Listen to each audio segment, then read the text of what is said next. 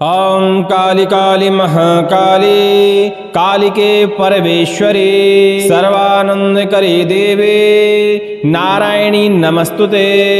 ओम खेम ठेम छेम ह्रीं थ्रीं प्रीं ह्रीं। सभी लोगों को जय श्री राम, जय हनुमान जी महाराज की। देखिए, इस कराल काल कलयुग में कलह कलेश उपद्रव से बहुत सारे लोग परेशान हैं और बहुत सारे लोग तो ऐसे में परेशान हैं कि उनका कहीं भी मान सम्मान नहीं होता, कोई भी उनकी बात नहीं मानता। घर में अक्सर कलह मची ही रहती है।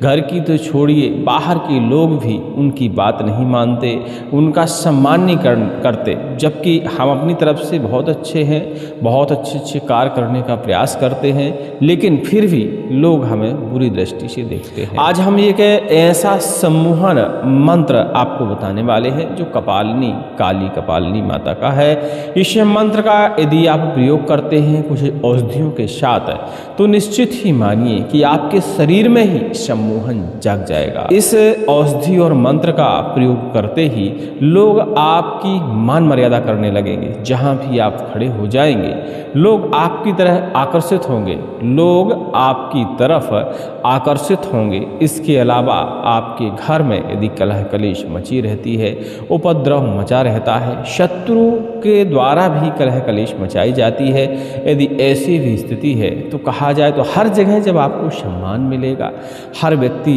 आपकी बात मानने पे विवश हो जाएगा, तो कलह कलेश अपने आप ही शांत हो जाती है। और लोग ऐसा चाहते भी हैं कि उन्हें ऐसी कोई औषधि या ऐसा कोई मंत्र मिल जाए जिससे उनके शरीर में ही, उनके चेहरे पे ही सम्मोहन शक्ति जागृत हो जाए। तो आज हम आपको एक ऐसा ही मंत्र और कुछ औषधियाँ बताने वाले हैं जिनका यदि आप प्रयोग करते हैं तो कहा जाए जिस जगह आप खड़े हो जाएं, अनजान व्यक्ति हो या जानने वाला व्यक्ति हो, शत्रु हो या मित्र हो, परिवार का कोई सदस्य हो, कोई भी हो, यदि इस औषधि का उपयोग करके आप वहाँ पहुँच जाते हैं, निश्चित ही मानिए कि उसके मन के अंदर, सामने वाले के मन के अंदर सम्मान की भावना जाग जाएगी।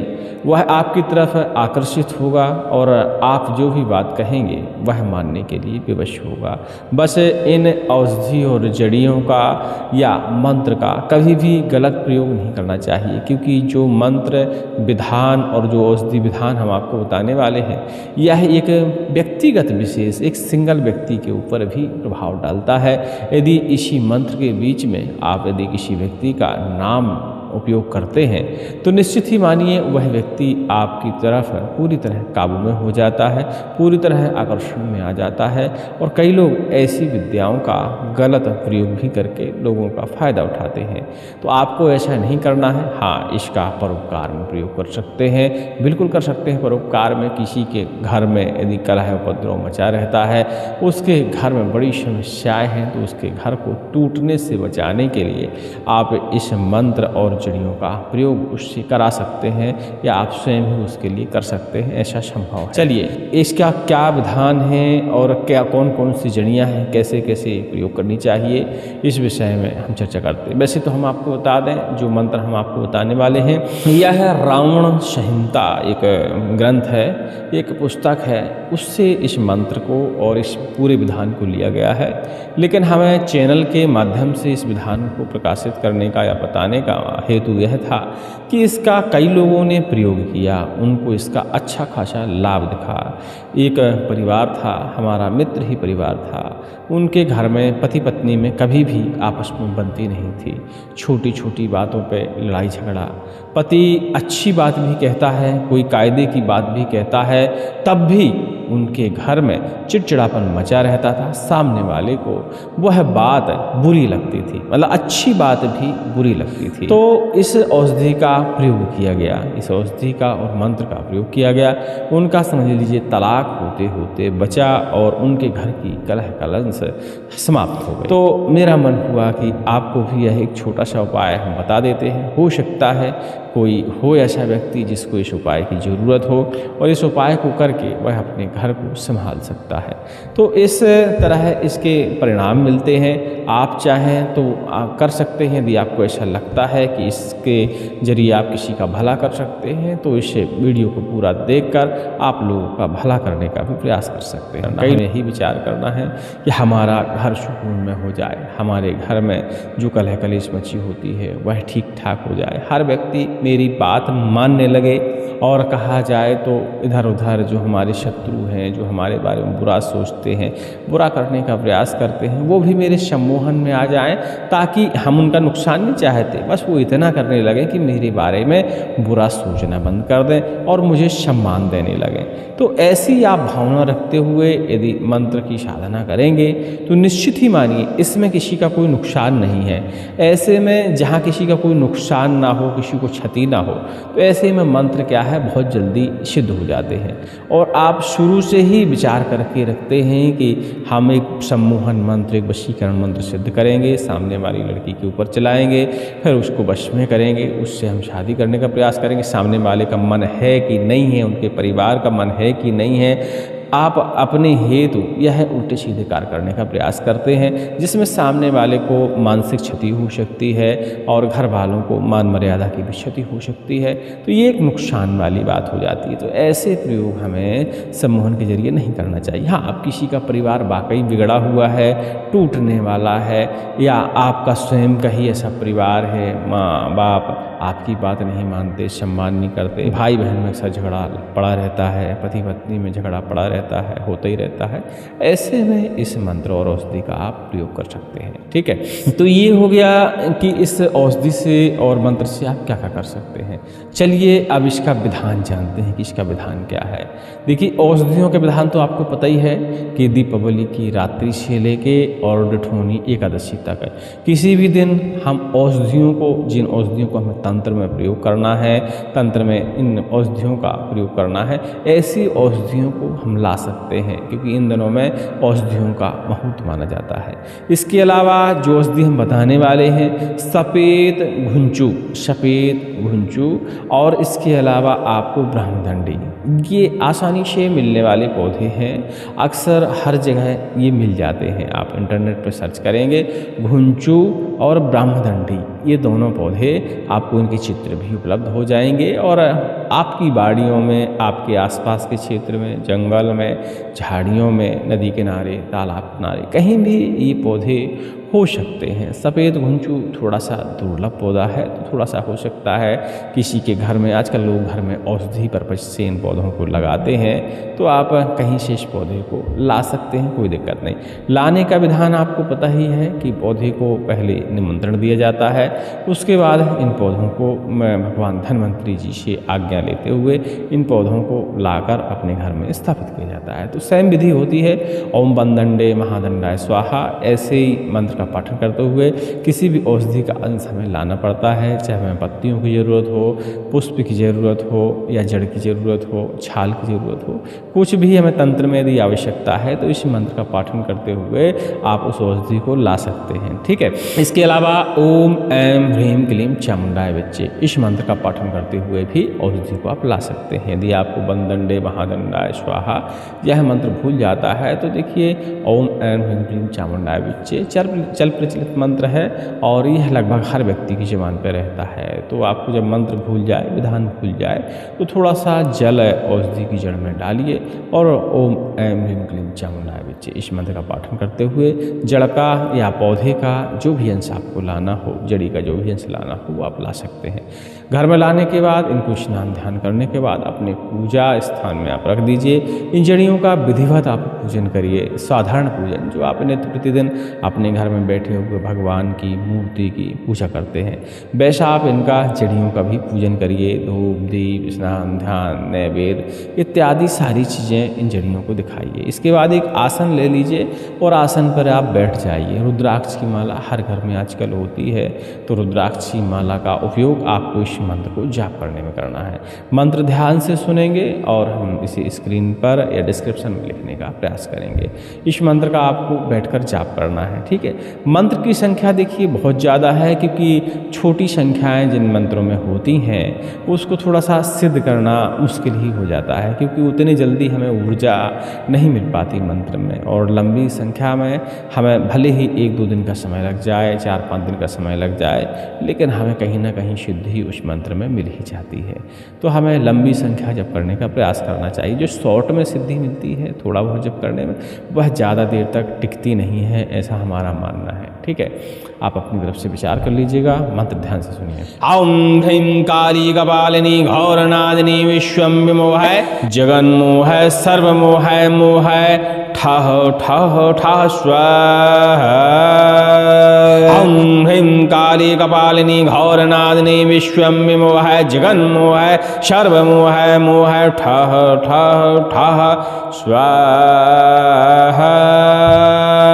ॐ ह्रीं काली कपालिनी घोरनादिनी विश्वं विमोहाय जगन्मोहाय सर्वमोहाय मोहाय ठः ठः ठः स्वाहा।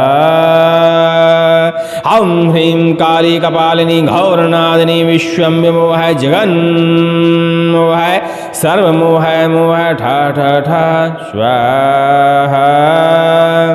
ॐ ह्रीं काली कपालिनी घोरनादिनी विश्वं विमोहाय जगन्मोहाय सर्वमोहाय मोहाय ठः ठः ठः स्वाहा। इस तरह का मंत्र है भैया। देखिए, मंत्र को यदि संगीत स्वर में जो भी आपका स्वर निकलता हो, उस स्वर में यदि आप गायन करके, जरूरी नहीं है कि सामने वाले को अच्छा लगे, आपको अच्छा लगना चाहिए, इस तरह गायन करके मंत्र को कंठस्थ करते हैं तो मंत्र जल्दी कंठस्थ हो जाते हैं। और मंत्र को जब हम गायन स्वर में लेते हैं, जो हमको अच्छा लगे, हमारा जरूरी नहीं है कि जो हम गाते हैं सामने वाले को भी अच्छा लगे, मेरी आवाज़ उसको अच्छी लगे, हमको तो कम से कम अच्छा लगे, ऐसा हमें गाना चाहिए। तो संगीतमय सुर से बढ़िया कंठस्थ करिए। ऐसा करने से मंत्र कंठस्थ भी जल्दी हो जाता है और उसका प्रभाव जो है हमारी अंतरात्मा को देखने को मिलता है। क्योंकि जब हम गायन करते हैं तो हमारी बहुत सारी इंद्रियां जो हैं एकाग्र हो जाती हैं, और एकाग्र चित होकर या एकाग्र इंद्रियों के भाव को हम मंत्र में समर्पित करते हैं, मंत्र को लेते हैं उस समय, तो मंत्र का प्रभाव हमें अंदर तक देखने को मिलता है, और जिससे हमारे शरीर की नकारात्मक ऊर्जा दूर होती है। भले यह सम्मोहन मंत्र है, मोहिनी मंत्र है या वशीकरण मंत्र है, लेकिन इसका यदि हम गायन करते हैं, जापन करते हैं, तो हमारे मन की इंद्रियां इस मंत्र के कंट्रोल में आती हैं, जिससे हमारा मन इधर उधर भटकना बंद कर देता है। जरूरी नहीं है कि ऐसे मंत्रों का प्रयोग हम दूसरे के ऊपर करें, स्वयं के ऊपर भी ऐसे मंत्रों का हम प्रयोग कर सकते हैं। क्योंकि देखिए, इंसान के मन को एकाग्र करना, सम्मोहन में करना, वश में करना बड़ा मुश्किल कार्य है। तो ऐसे मंत्रों का प्रयोग आप स्वयं के मन को वश में करने के लिए कर सकते हैं। और जब स्वयं के मन को आप वश में कर लेंगे ऐसे मंत्रों से एकाग्रचित होकर, तो समझ लीजिए आपको सिद्धियां फिर बहुत जल्दी ही प्राप्त होने लगेंगी। क्योंकि सिद्धियां तभी प्राप्त होती हैं जब हमारा मन एकाग्रचित हो। किसी भी मंत्र का हम जापन करें, पाठन करें, रामायण का पाठन करें या किसी चालीसा का पाठ करें, हनुमान चालीसा का पाठ करें, बजरंग बाण का पाठ करें, तो हम चिल्ला चिल्ला के तो गा लेते हैं, लेकिन मन हमारा कहीं और भटकता रहता है। और उसी क्षण यदि हमारा मन संबंधित इष्ट के चरणों में लग जाए, संबंधित इष्ट के चेहरे पर लग जाए कि भगवान इस तरह हैं, इस तरह उनका चेहरा है, हाथ में गदा लिए हुए हैं, लाल रंग का सिंदूर उनके ऊपर चढ़ा हुआ है, लाल रंग का चोला उनके ऊपर चढ़ा हुआ है, भगवान श्री राम के चरणों में वो अपना सिर झुकाए हुए हैं, इस तरह हम पूरा ध्यान उनके ऊपर एकाग्र कर दें, तो उसी क्षण हमें फिर सिद्धियां अपने अंदर प्राप्त होने लगती हैं, मिलने लगती हैं कहीं ना कहीं। ठीक है, तो इन सब चीज़ों का ध्यान देते हुए आपको हमेशा मंत्र का जापन करने का प्रयास करना चाहिए। ठीक है, तो जो मंत्र आपने सुना है, इस मंत्र का आपको 1.25 लाख बार जाप करना है। 1.25 लाख थोड़ी सुनने में बड़ी संख्या लगती है, लेकिन हो जाती है भैया। 1 से 5 दिन में इसकी जप संख्या जो है पूरी हो जाती है। तो आपको शुरुआत जो है इसकी अच्छे मुहूर्त से करनी है। जैसे सर्वार्थ सिद्धि योग होना चाहिए। दीपावली से लेकर ढोली एकादशी के किसी भी दिन से आप शुरुआत कर सकते हैं। नवरात्रों में इस मंत्र की शुरुआत कर सकते हैं। और इसके अलावा बहुत सारे सर्वार्थ सिद्धि योग हैं, कैलेंडर में या पत्र में आप देखेंगे तो आपको मिल जाएंगे। अच्छे मुहूर्त से शुरुआत करिए और 1.25 लाख बार इसका जापन करिए। जाप करने के बाद जब आपका जाप संपूर्ण हो जाए, थोड़ी सी अग्नि प्रज्वलित करिए। अग्नि में देखिए संविदा के रूप में नीम की लकड़ी, पलास की लकड़ी, बेल की लकड़ी, आक की लकड़ी यानी मदार की लकड़ी, लटजीरा की लकड़ी, और इसके अलावा आप चाहें तो अपनी संबंधित संविदाएँ जैसे आम हो गया, ये सारी संविदाएँ डालकर उसमें इसी मंत्र का 10% हवन करिए। हवन करने के बाद आपको जो हवन के बाद जो भस्मी बचती है यानी राख बचती है, हवन के बाद तो राख बचबे ही करेगी जब सब कुछ जल जाएगा, तो 1 चुटकी राख है और जो घुंचू और ब्रह्मदंडी हमने जो आपको बताया है ब्रह्मदंडी, इन दोनों को बढ़िया से पीसना है, किसी पत्थर के ऊपर पीसना है। उसमें लोहा स्पर्श नहीं होना चाहिए। पत्थर के ऊपर पीस कर उसमें ये भस्मी आपको बढ़िया से डाल देनी है और उस भस्मी को डालने के बाद बढ़िया से पीस कर उसको एक तिलक के रूप में एक डिब्बी में बना के आपको रख लेना है। नित्य प्रतिदिन इसी मंत्र का 108 बार जापन करते हुए आपको उस तिलक को बढ़िया अपने मत्थे पर लगाना है और अपने कार्य में निकल जाना है। समझ लीजिए जिस जगह भी आप जाएंगे वहाँ का व्यक्ति आपकी तरफ आकर्षित होगा, आपकी बात मानेगा, आपका मान सम्मान करेगा, या कहा जाए तो आपके किसी भी कार्य में रुकावट पैदा नहीं होती। यह प्रभाव देखिए इंसान पर भर लागू नहीं होता, यह ग्रह नक्षत्रों पर भी लागू होता है, देवी देवताओं पर भी लागू होता है। और जब हम किसी सम्मोहन मंत्र की साधना करते हैं अच्छे कार्य के लिए, तो कई बार हम ऐसी जगह पहुँच जाते हैं कि वहाँ के देवी देवता भी मेरी तरफ आकर्षित हो जाते हैं और उन देवी देवताओं की हमें सिद्धियाँ भी मिल जाती हैं। ठीक है, तो इस मंत्र का अब अपनी इच्छा अनुसार किसी भी तरह आप प्रयोग कर सकते हैं। वो आपको तय करना है कि आपको निर्णय करना है कि इस मंत्र का आपको अच्छे कार्य में प्रयोग करना है, सिद्धियां प्राप्त करने के लिए प्रयोग करना है, घर का कलह कलेश मिटाने के लिए प्रयोग करना है, या शत्रु की कलह कलेश मिटाने के लिए प्रयोग करना है, या व्यक्तिगत विशेष एक व्यक्ति को सम्मोहन करने में प्रयोग करना है, वो आपके ऊपर निर्भर करता है। ठीक है, बाकी विधि यह प्रैक्टिकली है। बहुत लोगों ने इस मंत्र और औषधि का प्रयोग किया है, सफल प्रयोग रहता है, बस थोड़ी सी संख्या ज़्यादा है।